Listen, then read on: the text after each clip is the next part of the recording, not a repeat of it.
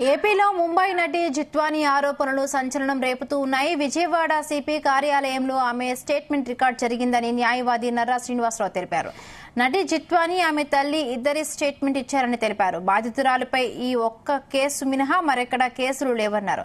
Social మీడియాలో జరుగుతున్న honey trap ఆరోపణలు అవాస్తవమని, ఈ విషయంలో బాధితురాలు చాలా బాధపడుతోందని వివరించారు. అయితే నటి జిత్వానీ ప్రధానంగా ముగ్గురు ఐపీఎస్ అధికారులపై ఆరోపణలు చేస్తోందన్నారు. వారిలో పిఎస్ఆర్ ఆంజనేయులతో పాటు మరొక ఇద్దరు పేర్లు పోలీస్ అధికారులున్నారని బాధితురాలు స్వయంగా స్టేట్మెంట్లో తెలిపిందన్నారు. ఈ కేసులో ఉన్న అదృశ్య శక్తులు ఎవరో త్వరలోనే బయట పడతారని న్యాయవాది నర్రా శ్రీనివాసరావు స్పష్టం చేశారు.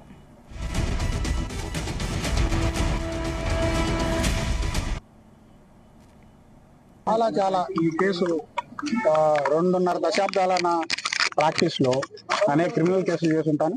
ఒక లేడీ మీద, రెండోది సీనియర్ సిటిజన్స్ మీద ఇంత రాజ్యం ఇంత దాష్టికంగా ప్రవర్తిస్తుందా అనేటువంటిది ఈ కేసు ఒక ఉదాహరణ.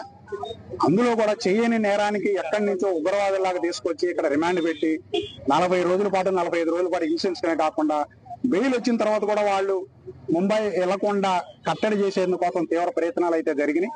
ఇది పర్పస్ఫుల్ గా ఇంకొక కేసు ముంబైలో దాఖలైనటువంటి బందాకుర్లా పోలీస్ స్టేషన్ దాఖలైనటువంటి కేసుకి విత్డ్రా చేసుకోవడం కోసం ఈ కేసు పెట్టారని చెప్పేసి అప్పరెంట్ గా కనపడతా ఉంది. అందుకని తగిన ఆధారాలతోటి కమిషనర్ పోలీస్ గారికి, ఇన్వెస్టిగేషన్ అధికారి గారికి వీడియో ఆడియో ద్వారా అట్లాగనే ఫిజికల్ గా డాక్యుమెంట్ సబ్మిట్ చేయడం ద్వారా ఆమె చెప్తా ఉంది. కాబట్టి అవన్నిటిని క్రోడీకరించిన తర్వాత పోలీస్ అధికారులు దీని మీద చట్టపరమైన చర్యలు తీసుకుంటారు.